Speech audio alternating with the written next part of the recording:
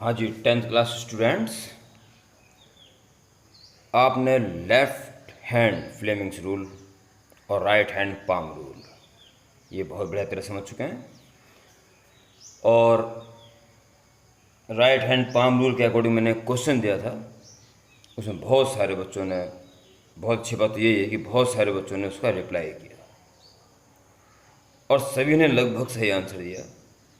और एक बच्चे ने सारा एक्सप्लेनेशन सही कर रखा था, पर उसका आंसर रॉन्ग होने का कारण ये हो सकता है, वो बच्चा ढंग से सुना कि सब कुछ सही करने के बाद उसने गलती से राइट हैंड ले लिया। पक्का यही हुआ है, क्योंकि उसने एक्सप्रेशन सारा सही लिखा हुआ है। तो हे बालक, आप उस बात को सही कर लेंगे, सब कुछ लेफ्ट हैंड के अकॉर्डिंग सोचेंगे। कुछ नोट्स आज एक छोटी सी बात और बताने के बाद मैं लिखवा रहा हूँ आपको, वो आप हैंड टू हैंड नोट करेंगे। पहले छोटी मोटी बातें जरा सी एक और हैं, उन्हें भी कंफर्म कर दो ताकि लिखने का काम शुरू हो जाए।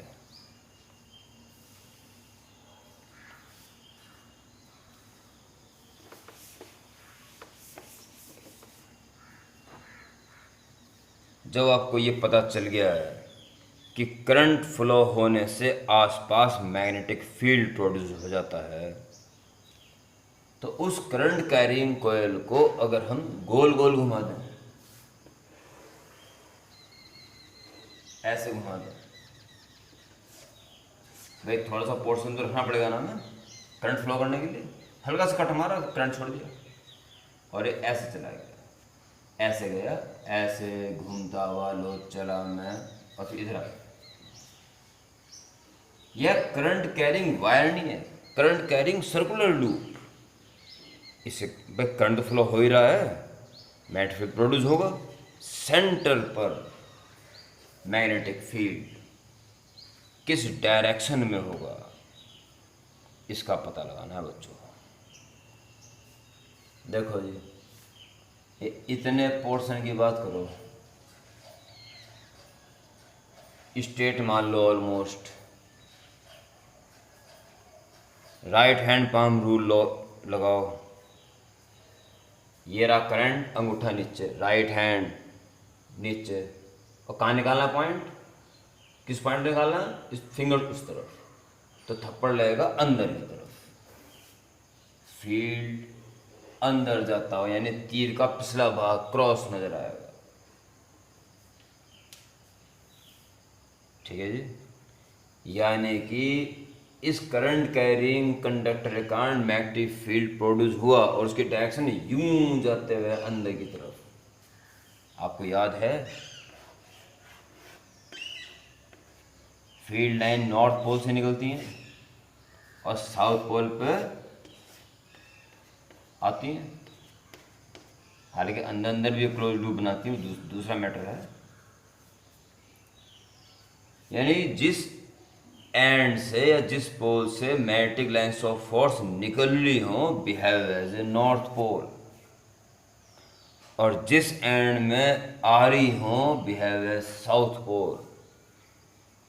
तो भैया यहाँ तो लाइनें यूं जाती नजर आ रही है, इस पोल में या इस एंड में यूं जा रही है अंदर, तो कौन सा पोल हुआ, साउथ पोल।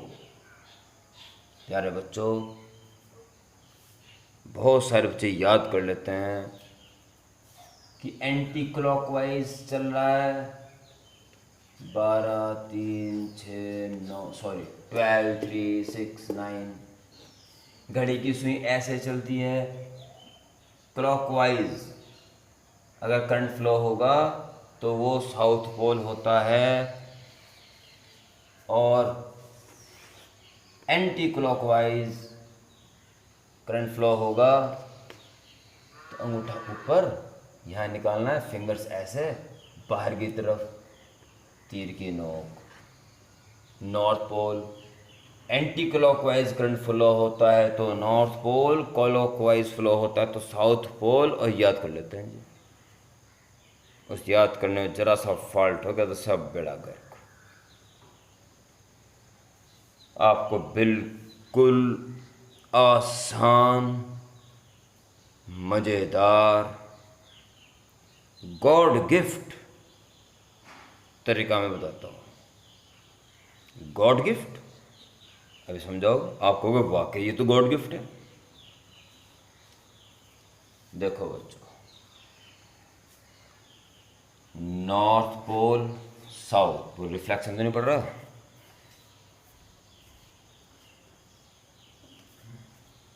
सब बढ़िया चल रहा। नॉर्थ पोल साउथ पोल, प्यारे बच्चों, गॉड गिफ्ट ये है कि इसी में एरो बना दो।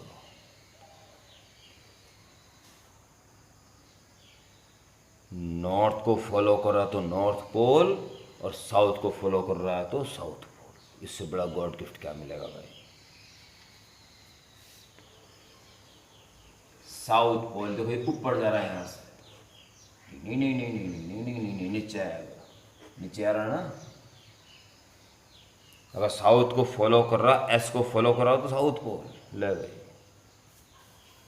और डिंग डिंग डिंग डिंग डिंग डिंग डिंग डिंग डिंग, ऊपर जा रहा है, यहाँ से नीचे उतर रहा है, डिंग डिंग डिंग डिंग। नॉर्थ को फॉलो कर रहा है एन को तो नॉर्थ पोल। कहाँ तुम क्लॉकवाइज एंटी क्लॉकवाइज चक्कर में पड़ोगे? ओके,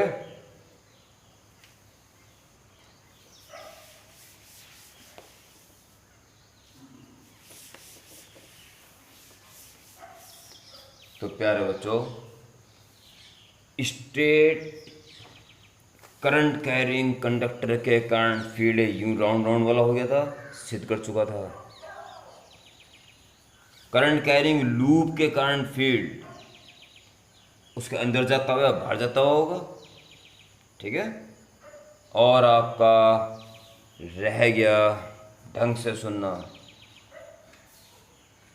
एक लूप तो मैंने ये दिखाया था जो कि फ्रंट दिखाया जा रहा था, इस लूप में यूं करना चाह रहा हूँ तो आपको ये ऐसा दिखाई देगा, ये एक्सिस होगी इसकी, ठीक है। और ऐसा, और इसका फील्ड ऐसे निकला था प्लेन के परपेंडिकुलर, अंदर या बाहर। तो इसका परपेंडिकुलर तो ऐसे, तो ऐसे या ऐसे। इसी लूप को मैं एक और लूप, एक और लूप, एक और लूप, बहुत सारे लूप ले लूं तो प्यारे बच्चों कॉइल बन जाएगी। और हर लूप से फील्ड यूं जा रहा है, यूं आगे जाए टर्न कर रहा होगा, परंतु सीधा जाता रहेगा फिलहाल जब तक टर्न्स मिलते रहेंगे उसको, ठीक है। यानी कि कॉइल अगर है तो उसके अंदर मैग्नेटिक फील्ड उसकी एक्सिस की सीध में ही यूनिफॉर्म चलेगा। प्यारे बच्चों,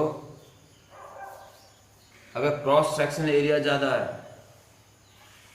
टर्न्स कम है, तो कहलाती है कॉइल। और क्रॉस सेक्शन एरिया कम है और टर्न बहुत सारे हैं तो ये कहलाती है सोलेनॉइड। इस बात का ध्यान रखेंगे, सोलेनॉइड में भी कॉइल की तरह फील्ड यूनिफॉर्म होगा, एक्सिस के पैरेलल। ओके, अब आप हैंड डालिए नोट्स।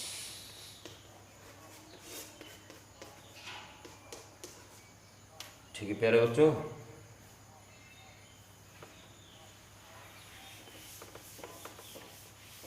और अब वो हर नोट यहाँ आएगा जिसके लिए मैंने पिछली 2-3 वीडियो में मैं सिर्फ बकवास करे जा रहा हूँ, ठीक।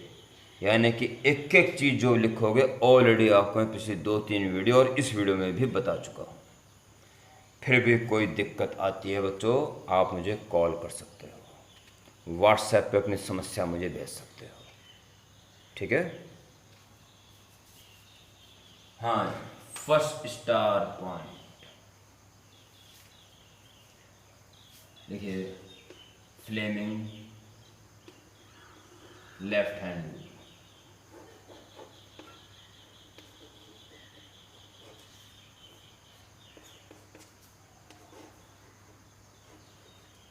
जब बार बार लिखना पड़ेगा तो FLHR लिख देते हैं, ठीक है।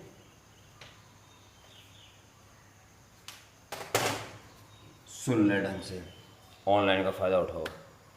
अब मैं बोल रहा हूँ तुम लिखोगे, इस बार सुन लो अच्छी तरह से और फिर लिख लेना और इसको पॉज भी कर सकते हो वीडियो को, और दोबारा सुन वेरीफाई कर सकते हो हाँ सब आ गया सही। वेल, तो आपने बढ़िया इस बात को समझा, तो बस मुझे एक इशारा भरी करना बोल के आप समझो हाँ यही तो लिखना है, तो हम लिख सकते थे, पर हिम्मत से नहीं होती बस शुरू करने की। ठीक है, तो वो हिम्मत ही दे रहा हूँ, बस करना आपको ही है, पर रास्ते ही दिखा रहा हूँ बच्चों, यहाँ जाना है। आप विश्वास रखो कि सर ने कहा है यहाँ जाना है, तो बस अब तो हमें कोई डर नहीं, दिखा देंगे अपनी पूरी ताकत। आपने फर्स्ट स्टार पॉइंट में हैंड डाली, फ्लेमिंग लेफ्ट हैंड रूल। सुनिए इसके लिए, मन मन में फिगर बन जाएगा, लिखो तो राइट हैंड सही, ये भी कर दोगे।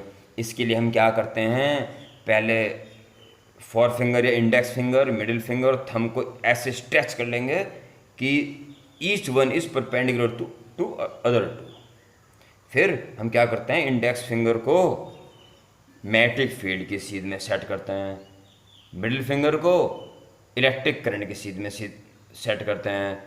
तब जो डायरेक्शन थंब की होती है वो मैग्नेटिक फोर्स को इंडिकेट करती है, बस ये लिखना है। ठीक है, firstly we stretch the index finger, middle finger and thumb of our left hand. कई बार सारी बातें बताते हुए लेफ्ट हैंड लिखना भूल जाते हैं। आवर लेफ्ट हैंड, शुरुआत कैसे करोगे, आपको सब आता है, बस शुरू कैसे करें भाई इसकी कमी है, तो लो सुनो। हैंड डाल दी, फ्लेमिंग लेफ्ट हैंड रूल। उसके बाद क्या लिखना है, firstly we stretch thumb, index finger and middle finger of our left hand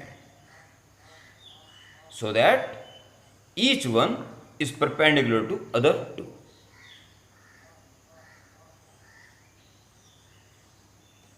Okay, ये ओके नहीं लिखना।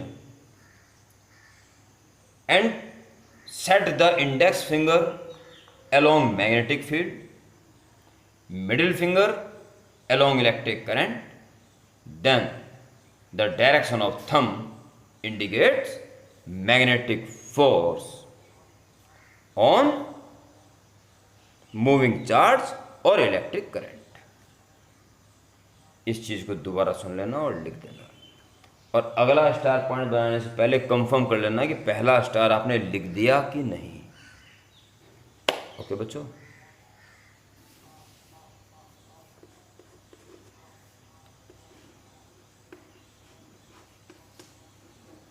Right hand palm rule. यहां पे एक काम करो, ये कहीं मुझे आपकी बुक में दिखाई नहीं दिया, परंतु आपका काम इससे ही चलना है। ठीक है, अब देखो एक मिनट में स्क्रू ड्राइवर वो तो नीचे है, चलो कोई बात नहीं। जब करंट ऊपर है, ये रहा, इसमें करंट ऊपर जा रहा है और यहाँ फील्ड निकालना है मुझे, तो मैं थंब ऊपर और फिंगर्स इधर करूँगा ना, तो इधर जाएगा मेरी तरफ, और पेंचकस यूँ घुमाता हूँ, ऊपर नट है उसमें कसना चाह रहा हूँ तो यूँ घुमा रहा हूँ। ठीक, यूँ घुमाऊँगा तो अंगूठा यूँ जा रहा है, यूँ ये ऐसे में, और थप्पड़ भी मैं ऐसे मार रहा था। आप थप्पड़ ही मारना, पर उसको डायरेक्शन ऑफ थंब कह देना, बस थंब रूल बन गया, दैट्स ऑल। अगर हम स्क्रू ड्राइवर को ऐसे घुमाएं कि स्क्रू इलेक्ट्रिक करंट की सीध में चले, तो अंगूठे का जो डायरेक्शन है चलने का वो मैग्नेटिक फील्ड को शो करता है। थप्पड़ की डायरेक्शन में अंगूठा भी चल रहा है, बस वो थंब रूल हो गया और कुछ भी नहीं है। पर आप अपना काम थप्पड़ वाले रूल से ही चलाना, वहाँ कभी मार नहीं खाओगे बस। तो right hand thumb rule, right hand thumb rule. इसमें क्या लिखे हैं सीधा सुन लो, टाइम वेस्ट ना करो। If we rotate a screwdriver by our right hand such that screw moves along electric current, then the direction of thumb indicates direction of magnetic field due to that current. इसको दोबारा सुन लेना, ठीक है?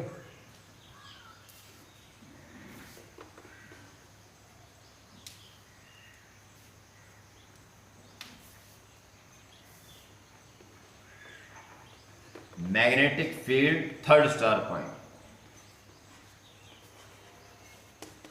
Due to a current carrying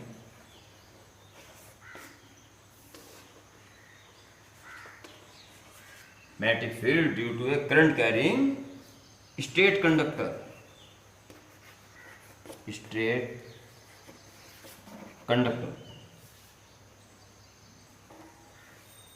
इसका magnetic field goal गोल हुआ था, ऐसा गोल गोल, जिसकी एक्सिस ये खुद करंट कैरिंग कंडक्टर है, ठीक है? लिखिए, सुनिए ढंग से, फिर लिखना। हर एक स्टार पॉइंट को रिटर्न करके तब सेकंड स्टार पॉइंट के बारे में सुनना। Magnetic field lines due to a current carrying straight conductor are in circular shape, having its axis coincident with conductor. Okay, सुनना ढंग से। फिर magnetic field due to current carrying loop, circular loop, current carrying circular loop.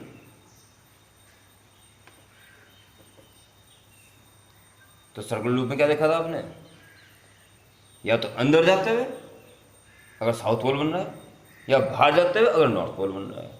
ये circle का जो plane होगा उसके perpendicular तो पक्का होगा, चाहे अंदर जा रहा हो चाहे बाहर जा रहा हो। ओके, लिखिए इसमें, magnetic field due to current carrying circular loop is perpendicular to plane of loop, perpendicular to plane of loop.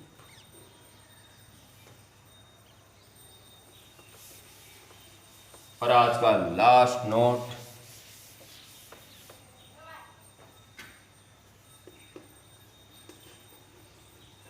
Magnetic field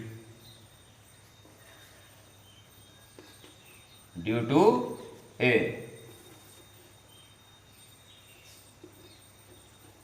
current carrying coil or solenoid,